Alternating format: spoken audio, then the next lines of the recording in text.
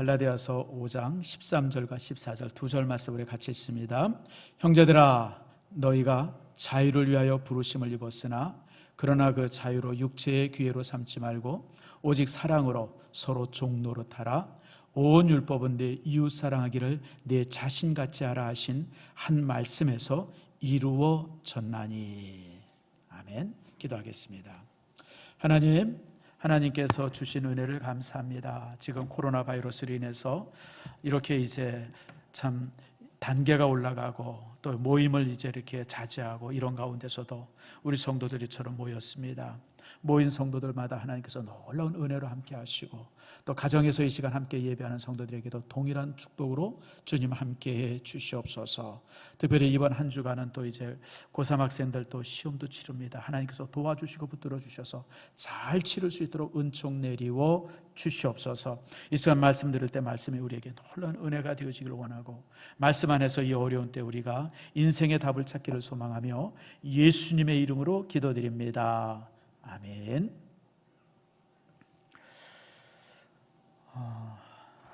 참 점점 이렇게 어려워지고 더 힘들어지는 상황이 되어지고 아마 이제 겨울이 되어지면 이제 이렇게 그 코로나 바이러스 단계가 더 좀 심해질 겁니다. 이 바이러스라고 하는 게요, 40도가 넘어가면 39도, 40도 되면 스스로 소멸이 된다 그래요.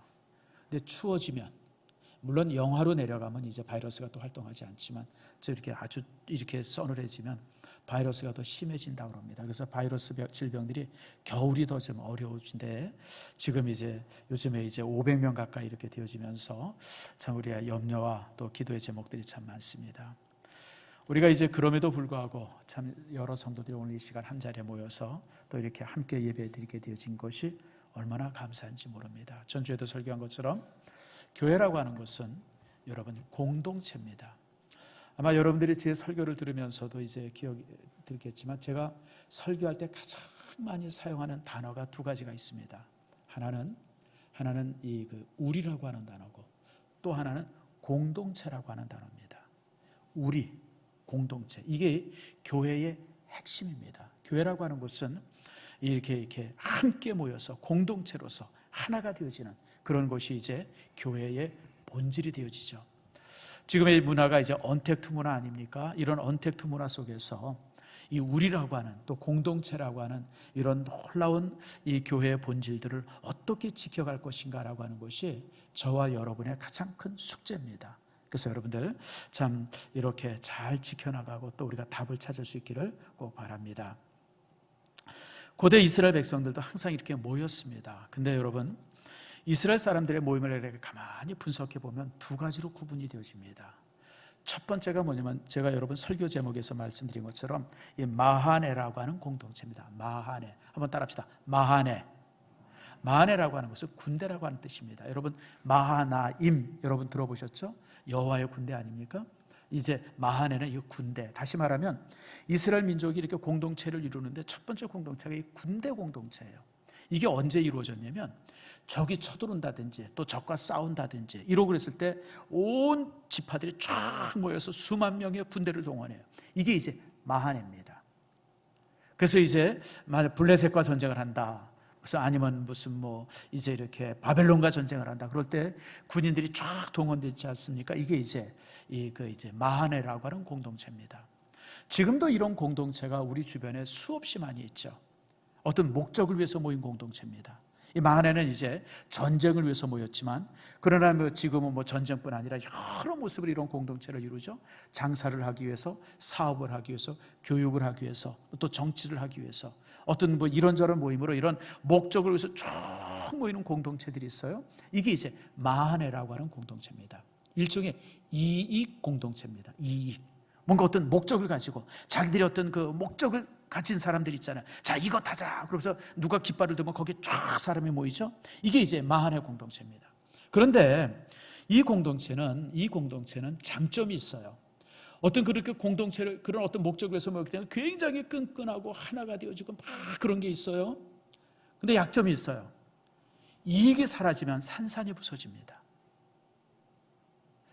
자, 우리 아마 이 집사님들, 장로님들, 우리 직장 생활하면서 이제 겪는 겪는 게 있을 거예요. 뭐냐면 내가 직장에서 부장이다, 사장이다 뭐 이러고 그래서 자녀가 결혼한다 그러면 사람들이 그냥 뭐 아주 벌떼같이 모이잖아요. 근데 퇴직을 딱 해가지고 자녀 결혼시키면요 하나도 안 와요. 지금까지 그냥 의리다, 서로 그냥 가까이 하고 뭐 자주 전화하고 그런 게 그냥 싹 끝나버리는 거예요. 왜요? 이익 공동체 안에 모였기 때문에 그래요. 이게 이제 세상의 모임들입니다. 그래서 세상의 모임은요, 이익의 문제가 끝나면 남입니다. 남이 되어져요. 또 하나의 공동체가 있어요. 에다라고 하는 공동체가 있습니다. 이건 신앙의 공동체입니다. 에다라고 하는 뜻이 뭐냐면 이제 증거하다, 이제 이렇게 그 증인이다, 뭐 이제 이런 뜻을 갖는데 증인 공동체예요. 증인 공동체라고 하는 뭐냐면 예배 공동체를 말합니다. 에다 공동체는 하나님의 이름으로 모이는 어떤 그 예배의 모임들, 예배 공동체죠. 자, 모세가 바로에게 가서 무엇을 요구합니까? 내 백성을 데리고 광야에 나가서 제사 지내겠습니다. 그러죠. 내 백성들을 다 끌고 나서 광야에서 제사 지내겠습니다. 바로 그 공동체가 에다 공동체예요. 하나님을 예배하고 제사하고 하나님을 증인하고.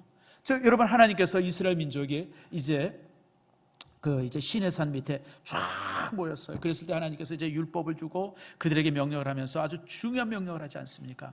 내가 너희들을 불러낸 이유가 뭐냐? 너희는 내 앞에서 거룩한 백성이 되고, 거룩한 백성이 되고, 제사장적인 이 족속이 되라, 나라가 되라, 그렇게 말씀하잖아요. 그러니까 이스라엘 민족을 하나님께서 그렇게 쫙 모인 목적이 뭐냐면 그들을 거룩한 족속이 되게 하고 모든 백성들에게, 이 땅에 있는 모든 나라들에게 하나님을 증거하는 증인이 되라. 그래서 제사장적 국가가 되라고 요구하죠. 그게 에다 공동체입니다. 그러니까 여러분들, 공동체가 많이 있지만, 이 땅에 수없이 많은 공동체가 있지만요, 그 공동체는 이렇게 둘로 나눠집니다. 목적을 위해서 어떤 그 인간적인 어떤 그 목표를 가지고 쫙 모여들면 그건 다 이제 그 마하네라고 하는 공동체와 그 이제 본질이 같습니다. 그러나 또 하나의 공동체가 있어요. 교회 공동체죠. 교회 공동체는 하나님을 예배하고 하나님 앞에 제사 지내고 또 하나님을 어떤 증거하고 이런 어떤 그런 공동체가 되죠. 그게 이제 예다 공동체입니다. 제가 볼 때 교회가 그렇습니다. 이 땅에 수없이 많은 교회가 있지만 그 교회도 보면, 가만히 보면 어떤 마하네 공동체의 교회가 있습니다. 그리고 그런 성도들이 있어요. 교회 안에서 우아하게 신앙생활 하기를 원해요. 그저 그냥 뭐 이렇게 탁 와서 예배드리고 탁 하고 그냥 뭐 아무튼 그런 게 이제 일종의 마하네와 같은 그런 신앙생활 하는 것이죠. 그러나 예다 공동체는 그렇잖아요. 모여서 하나님을 예배하고 그리고 이제 하나님을 전하고 하나님의 증인이 되어지고 뭐 이제 이런 어떤 그 예다 공동체의 모습이 이제 공동체 교회 안에 있습니다. 그래서 오늘 이 시간에 여러분들과 함께 이 예다 공동체라고 하는 교회는 어떤 모습이 되어야 되나, 이런 부분들을 여러분들과 함께 이제 나누려고 합니다. 자, 우리가 이제 교회 모습을 우리가 한번 살펴봅시다. 여러분, 교회라고 하는 곳은 이렇게 수없이 많은 사람들이 모여요. 수천 년들 그랬어요. 그런데 예다 공동체의 가장 중요한 특징이 하나 있어요. 그 특징이 뭐냐면 주 앞에서 모두가 평등하다라고 하는 거예요. 여러분, 지금은 평등이라고 하는 단어가 굉장히 흔한 개념이 됐어요. 아주 당연해요. 우리가 다 평등하지, 법 앞에 누구나 다 평등하잖아. 여러분, 이거는 뭐 아주 기본 상식이 되는데, 여러분, 얼마 전까지는 이게 상식이 아니었었어요. 여러분, 우리 여자분들이요, 우리 여성도들이 많은데, 우리 여성도들이 사람으로 취급된 게 이제 한 80년이 안 돼요, 여러분들. 무슨 얘기냐면 80년 전에는 여러분들 투표권이 없었어요. 국회의원 뽑고 지방의원 뽑고 못 뽑을 때 여자들은 투표권이 없어요. 투표권이. 왜냐하면 여자들을 머리로는 정치나 이런 것에 대해서는 전혀 그 머릿속엔 그런 개념이 없다고 생각해서 여자들에게 투표권을 안 줬어요. 우리나라도 1958년에 여성들 참정권이 최초로 생깁니다. 일본도 마찬가지예요. 일본도 그때 최초로 생겨요. 일본도 선진국이라 생각하는데 여러분, 일본도 평화헌법이 만들어지면서 여성 참정권이 만들어집니다. 프랑스는 우리보다 한 2년 늦습니다. 2년인가 3년 늦어요. 그러니까 프랑스는 우리보다 후진국이에요. 잘 사는지 모르지만. 그러니까 여러분들, 이게요, 이 불평등이라고 하는 것이 사회 안에 너무 아주 가득 이렇게 차 있어요. 여러분, 이게요, 우리나라가 여러분, 이게 조선시대 때 역사 이렇게 보면요, 우리나라에 이 그 종이 전체 국민의 한 40%였었답니다. 그렇게 종이 많았대요. 양반 몇 명 없어요. 양반은 전체 인구에서 한 15% 정도 됐고, 나머지는 평민이고, 종들이 그렇게 많았다 그래요. 이게 조선시대 내내 우리 사회의 어떤 그 구조였었어요. 이 구조가 기독교가 들어오면서 이게 흐트러지죠. 그래서 여러분들 이런 종의 개념들, 사회의 어떤 그런 이렇게 신분의 이런 제도 이런 게 철폐된 것이요, 우리나라 100년 채 안 됩니다, 여러분들. 그런데 이미 하나님께서는 2000년 전에 교회를 통해서 모두가 평등하다고 선언해요. 모든 사람이 평등하다. 교회 안에 들어오면 왕이 들어오거나 종이 들어오거나 노예가 들어오거나 평민이 들어오거나 하나님 안에서는 모두가 다 똑같아, 평등하다. 이게 교회의 원칙이에요. 근데 이 교회의 원칙이 사회 안에서 여러분 이게 성립되는데 몇 년이 걸리냐면 2000년이 걸린 겁니다. 교회에서는 평등을 선언했는데 이 평등이 여러분 이 사회 안에 어떤 그 이제 되어지는데 그렇게 오래 걸리죠. 그래서 여러분, 교회는요, 교회라고 하는 것은 자유와 평등이 교회의 가장 중요한 개념인데, 바로 이제 갈라디아서 5장 1절 말씀이 바로 이 교회의 이 기독교 자유대헌장이 5장 1절입니다. 자, 5장 1절 말씀 한번 봅시다. 갈라디아서 5장 1절이요. 한번 따라 합시다. 그리스도께서 우리를 자유롭게 하려고 자유를 주셨으니. 여러분, 이게 기독교의 자유대헌장이에요. 이미 하나님께서는 2000년 전에, 예수님께서는 2000년 전에 이 갈라디아서를 통해서 모든 기독교인들은, 예수 그리스도의 십자가 안에서 구원받은 모든 성도들은 자유자다고 선언했어요. 그러니까 다 평등한 거예요. 세상에서는 노예일 수 있고, 세상에서는 평민일 수 있고, 세상에서는 귀족일 수 있지만 교회 안에 들어온 사람은 모두가 그리스도 안에서 평등한 사람이에요. 자유자예요. 더 이상 교회 안에는 노예가 없어요.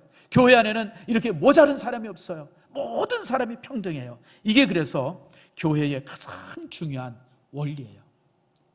잘 아는 것처럼 여러분, 예수님의 십자가는요, 우리를 죄로부터 자유케 해요, 율법으로부터 자유케 해요, 그리고 우리를 죽음으로부터 자유케 합니다.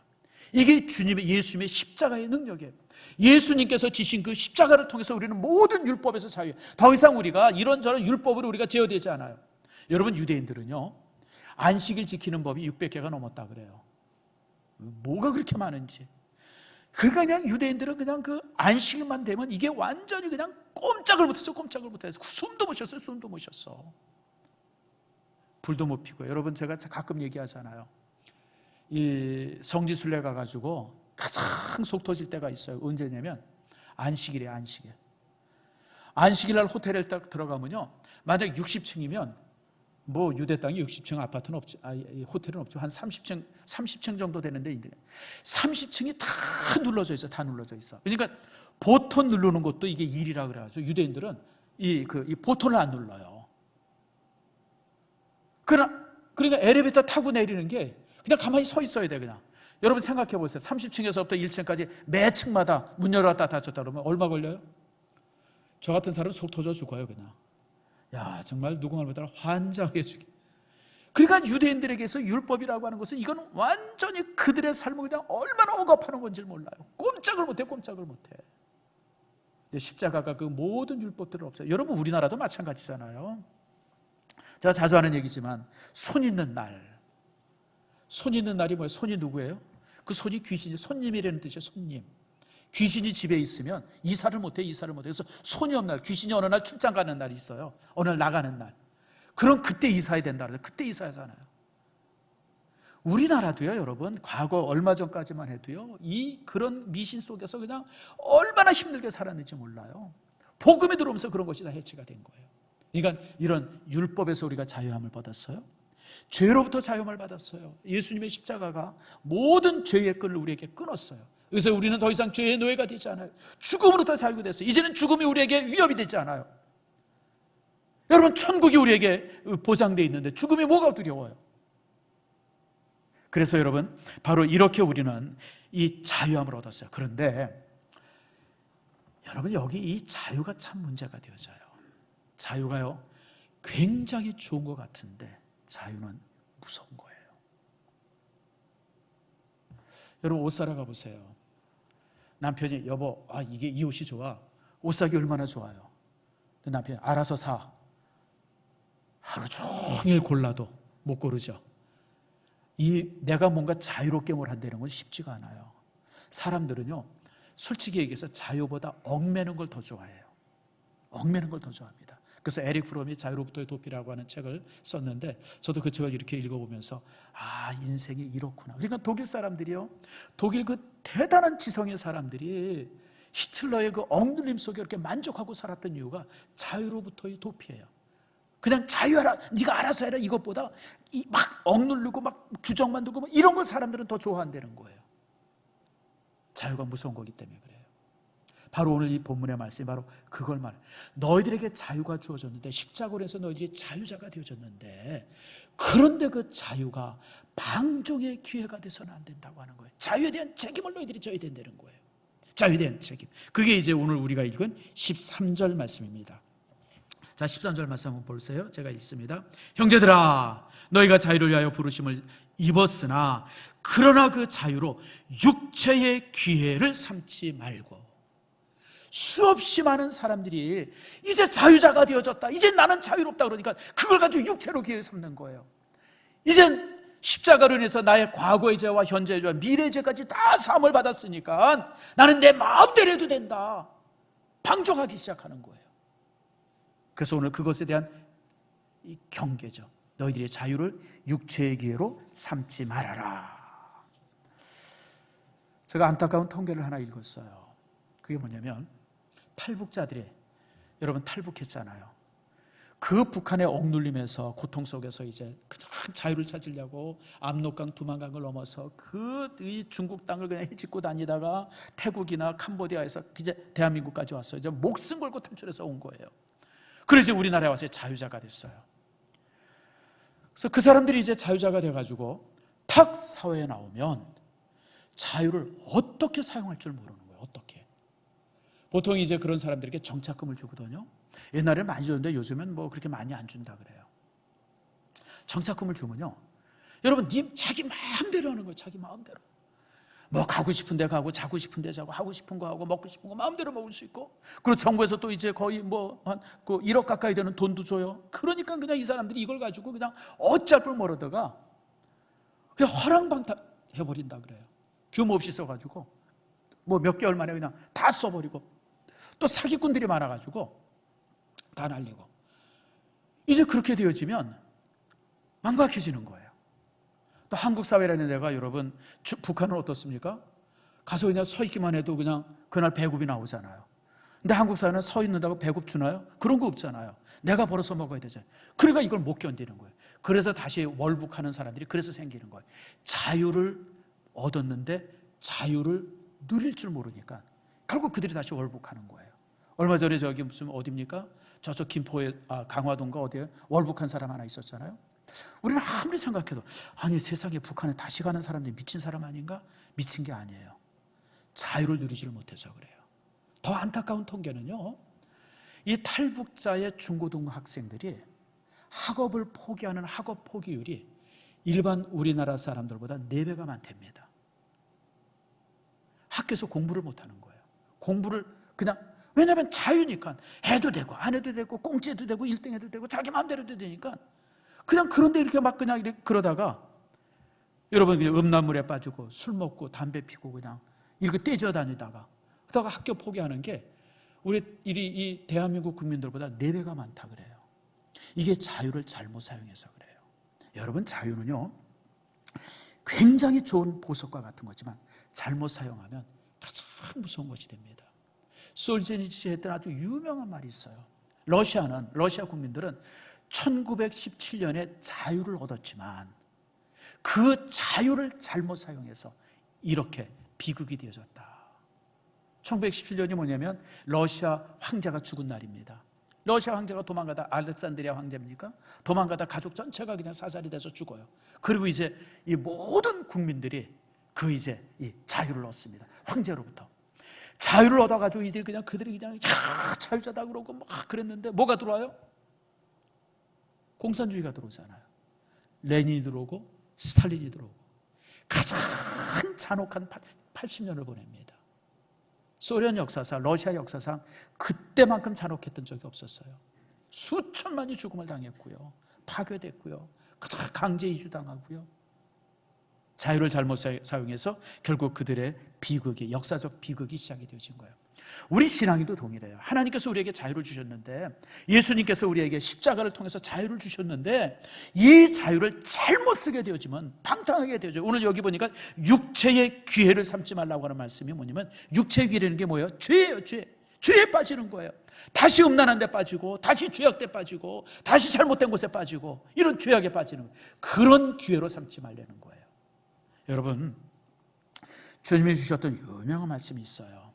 진리가 너희를 자유케 하리라. 진리를 알지니 진리가 너희를 자유케 하리라. 이게 무슨 말씀이에요? 우리 자유는 진리 안에서 자유함이 있을 때 우리가 지켜지는 거예요. 가이드라인이 있어요. 여러분, 기차는 철도 위에 있을 때 기차가 자유로운 거예요. 그렇잖아요, 여러분들. 물고기는 물속에 있을 때 자유로운 거예요. 물을 벗어나면요, 그게 끝이에요. 제 방에 어항이 있잖아요. 가끔 가다 보면 이 어항에서 탈출하는 놈들이 있어요. 잉어가, 요만한 붕어들이. 새벽에 이렇게 아침에 이제 출근해서 이렇게 보면 바닥에 죽은 놈이 있어요. 탈출했어요. 거기 탈출해가지고 그냥 뭐 내가 있을 때야 다시 집어넣지만, 여러분 밤에 탈출해서 뭐냐, 거기서 말라 죽는 거죠. 여러분, 고기는 물 안에 있을 때 자유하는 거예요.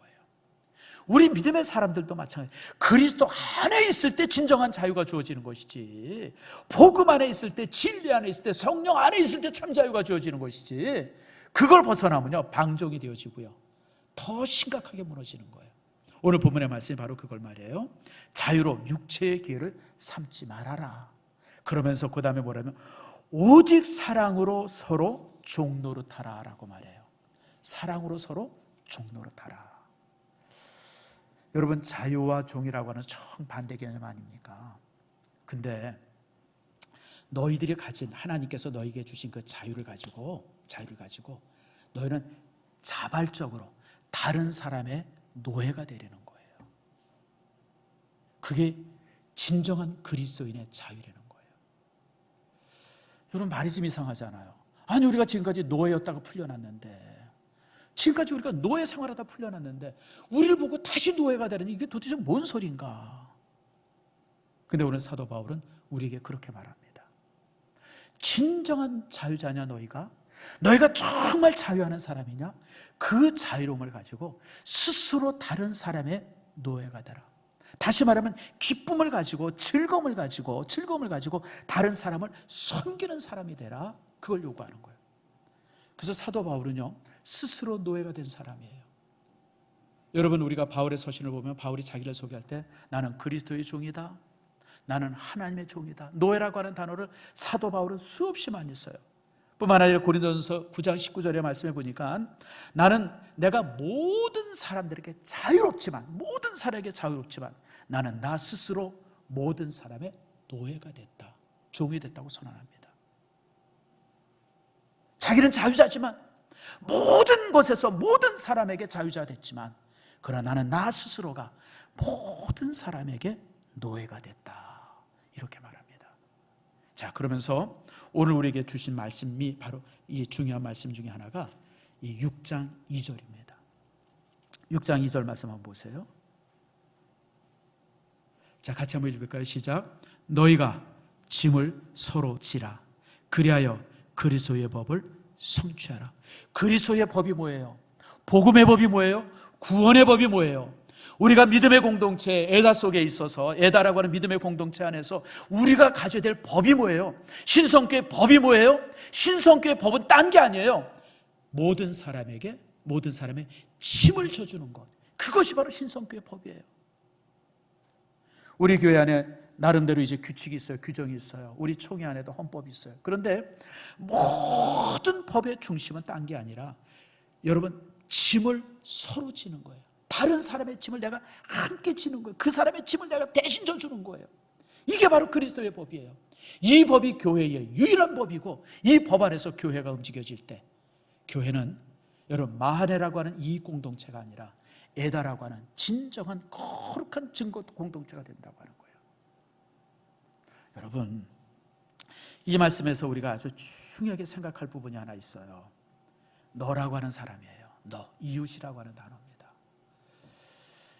우리 교회 안에서 내 옆에 있는 성도는 나에게 어떤 의미가 있을까? 여러분 생각해 보셨어요? 옆에 있는 성도 얼굴 한번 봅시다. 누가 내 옆에 있나? 내 옆에 있는 이 사람은 누굴까요? 사랑하는 성도예요? 내게 기쁨을 주는 사람이에요? 그럼 좋죠. 근데 본문의 말씀을 가지고 우리가 분석해 보면 내 옆에 있는 성도는 내게 짐이에요. 짐이에요, 짐. 나를 힘들게 하는 사람이에요. 내게 상처를 주기도 하고 나에게 아픔을 주기도 하는 사람이에요. 그게 내 옆에 있는 사람이에요. 오늘 본문의 의미가 바로 그거예요.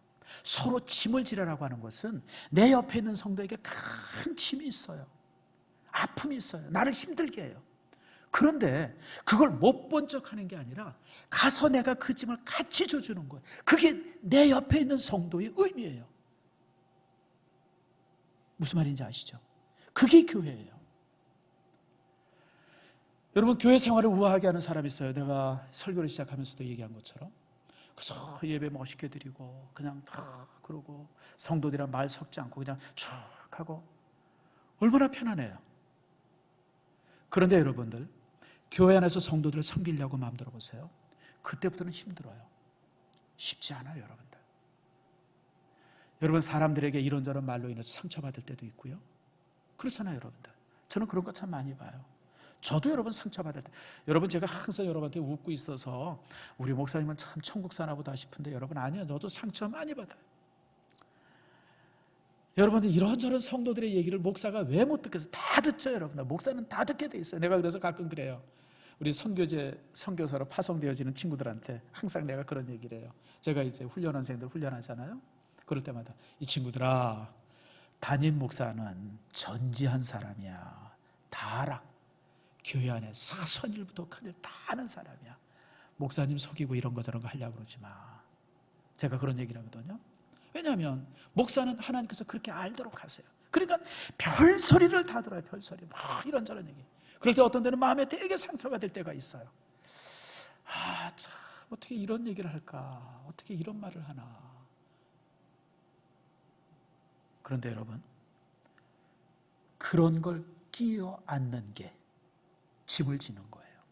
사도 바울이 뭐라고 그러냐면 바울은 나는 예수 그리스도의 흔적을 가졌다 그러잖아요. 흔적이라고 하는 것은 이 상처를 말해. 상처, 딱지. 여러분 흉터 있죠, 흉터. 나는 그리스도의 흉터를 가졌다 그래요. 실제 사도 바울의 몸에는 흉터 투성이에요. 저가 조폭도 아닌데 무슨 쌈질하고 다니는 사람도 아닌데 그냥 온 등에 매 맞은 것으로 해서 채찍 자국이 투성이고, 그냥 돌에 맞은 자국, 그냥 무슨 막대기로 맞은 자국, 그냥 온몸이 상처 투성이에요. 근데 사도 바울은 그런 몸의 상처보다 더 큰 상처가 어디냐면 마음에 있었어요. 마음에. 특별히 갈라디아 교회들이 그랬어요. 바울이 갈라디아 교회를 개척하고 나갔는데 갈라디아 교회들이 뒤에서 얼마나 수군대든지, 바울이 무슨 말을 못한대, 바울이 키가 작다, 바울이 뭐가 어쩌다, 바울이 전한 복음이 영 이상하다, 무슨 그냥 바울이 떠나고 나니까 그냥 뒷담화가 얼마나 많은지 바울이 너무너무 고통스러워가지고 갈라디아 교인들을 향해서 나를 더 이상 괴롭게 하지 말아라. 내가 예수 그리스도의 흔적을 가진 사람이야. 여러분 무슨 얘기냐면, 교회 안에서 성도들의 짐을 지면 이처럼 상처들이 많아요. 그러니까 이 상처들이 많으니까 사람들이 종종 나 이 꼴 저 꼴 보기 싫으니까 교회 안 나올래. 그래서 집에서 교회 안 나오고 예배드리는 사람들이 있어요. 안 나가 반대말이 뭐죠? 안 나가 반대말이 뭐야? 가나안이잖아요. 그래서 가나안 족속이 돼가지고 집에서 예배하는 사람이 되게 많습니다. 그러니까 여러분, 언택트 예배라는 것이 요즘의 얘기가 아니라 이미 이전에 수없이 많았어요. 집에서 텔레비 켜놓고 그냥 이 텔레비 설교자들 얼마나 잘합니까? 그거 가지고 예배 대신하는 사람들이 수없이 많았어요. 사실은 제가 볼 때 한국 기독교인들 중에서 거의 한 15% 이상이 되지 않을까 싶어요. 또 교회 와서도 그냥 성도들이 그냥 안 섞여요. 서로 말도 안 섞고 여전도에 남전도에 참여 안 해요. 그냥 우아하게 교회 생활하다가 그냥 가는 사람들. 여러분, 교회 안에서 예배하지만 사실 그들도 언택트 예배자들이에요. 여러분, 컨택트, 다시 말하면 성도들과 함께 섞이고 만나고 그러면 상처받을 수밖에 없어요. 그게 교회예요. 여러분, 초대교회 한번 예를 들어 봅시다. 사도행전 2장에 보면 예루살렘 교회 모습이 나오죠. 예루살렘 교회가 어땠어요? 여러분, 함께 모여서 예배하고 기도하고 말씀 배우고 찬송하고 떡을 함께 떼고 얼마나 보기 좋아요. 천국이죠, 천국.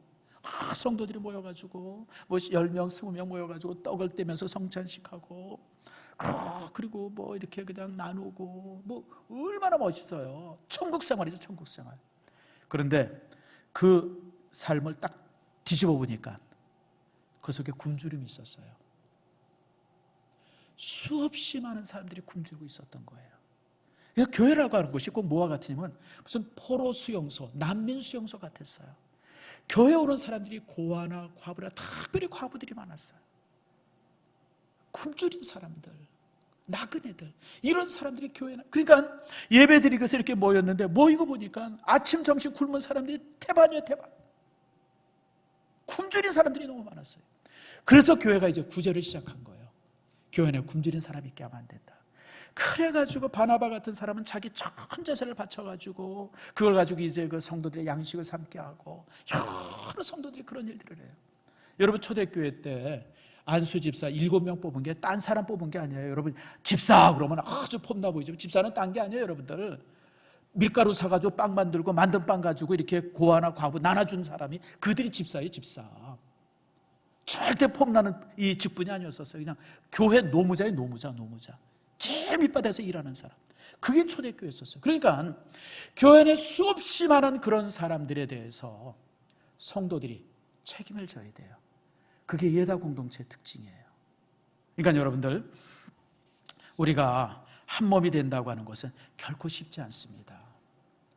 예다 공동체가 여러분 쉽게 만들어지는 게 아니에요. 이렇게 아픔을 공유하고 상처들을 공유하고 그런 것들을 이렇게 함께하면서 짐을 함께 질 때 여러분 이제 진정한 공동체가 되어지는 것이죠. 그래서 여러분, 초대교회는 그런 모습 속에서 교회 공동체가 만들어지는 거예요. 저는 우리 교회도 마찬가지라고 생각합니다. 지금 사실은 이제 언택트 문화가 되어지면서 교회를 못 나오는 성도들이 꽤 많습니다. 50% 정도가, 우리 교회 50% 정도가 뭐 이렇게 교회를 잘 못 와요. 많은 사람들이 못 와요. 여러분, 우리가 이제 코로나 있기 전에 600명, 500명, 600명 뭐 이렇게 전후 모이지 않았습니까? 이제 여러분, 오늘 같아도 이제 200명의 성도 정도밖에 안 모이고 전전주 해봤자 여러분 250명, 300명이 못 모였어요. 참 안타깝죠. 근데 여러분 아세요? 그 못 나오는 사람들이 단순히 코로나가 무서워서 못 나오는 사람이 아니에요. 또 다른 상처들이 그들 속에 많이 있어요, 여러분들. 또 다른 상처들, 가정의 어떤 어려움들, 사업의 어려움들, 뭐 이런저런 이 코로나 때문에 주어지는 수없이 많은 어려움들, 어떤 신앙의 흔들림들, 그런 것 속에서 우리가 모른 척하고 있다 그러면 우리는 온전한 공동체를 이루지 못한 거예요. 이제 여러분들이 그들을 찾아야 돼요. 그들이 왜 그러고 있는지 여러분들이 관심을 가져야 돼요. 그래서 그들의 문을 두드리고 왜 그들이 그렇게 아파하는지 여러분들이 정말 들어야 되고, 그리고 가서 안아줘야 돼요. 이런 모습이 되어질 때 우리 일산 신성교회는 진정한 교회의 모습이 되어지는 거예요. 이게 바로 서로의 종이 되는 거예요.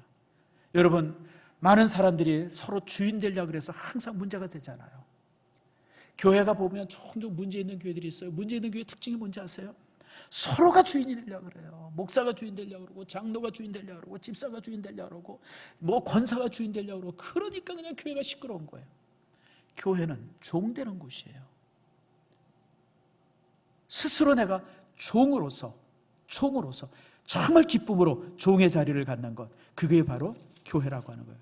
그래서 오늘 갈라디아서 6장 2절에 말씀처럼 서로 침을 지고 그럴 때 그리스도의 법을 이루는 것, 그것이 교회의 모습이 되어집니다. 말씀을 맺습니다. 사랑하는 성도 여러분, 참 우리가 힘든 시대를 살고 있죠. 너무너무 힘들죠. 우리가 몸은 좀 편한 것 같지만 마음은 뭐 갈기갈기 찢어져 있지 않습니까? 그런데 이런 상태 속에서 우리가 정말 어떻게 하면 우리가 다시 회복될 수 있을까? 오늘 본문에 있는 말씀이에요. 서로가 서로의 짐을 져주면 돼요.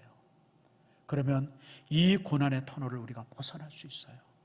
여러분, 하나님께서 이 다음에 여러분들을 만날 때 네가 무슨 일을 했느냐라고 묻지 않습니다. 하나님께서 우리에게 묻는 물음은 단 하나입니다. 내가 얼마나 섬겼느냐, 내가 세상 속에서 얼마나 종되었느냐, 그걸 묻습니다.